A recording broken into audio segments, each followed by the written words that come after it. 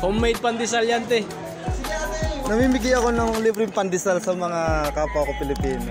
Yun. Namimigay ako ng libreng pandesal sa mga Pilipino. Sige, para sa inyo. Libre yan. Lahat nag-iikot ako mga Pilipino, binibigyan ko ng pandesal. Thank you. What's up guys? Ganito nga pala ang eksena dito sa kitchen kapag may nagluto na espesyal.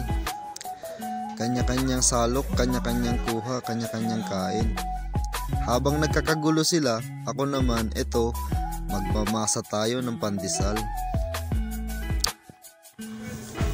Dito sa trabaho ko, unlimited kami sa lahat ng pagkain. 1 to sawa, as in 1 to sawa talaga sa pagkain. Ikaw na yung mananawa sa lahat ng pagkain, magmula sa prutas, gatas, dessert, lahat. At kung ano-ano pang pwedeng makain. Isa na ito sa pinaka the best na company na napasukan ko. Kung i-rate ko siya 1 to 10, mga nasa 8 siya. Kasi sa sahod wala ka rin masasabi, hindi rin naman siya nadidili ng sahod. Okay siya sa lahat, kaya marirecommend ako tong company ko. Kaya yung mga malalapit dyan, dito sa area ko, sa Riyadh, mag-comment lang kayo dyan sa comment section. Mimigay ako ng libreng pagkain. At pwede kayong mag-request ng lutong ulam or kahit na ano, basta kaya ko, ibibigay ko.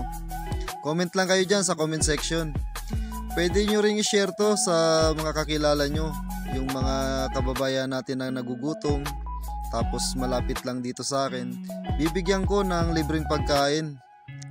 Basta kaya ko, pwede ko rin ihatid or pwede rin pick upin. Basta comment lang kayo dyan sa comment section.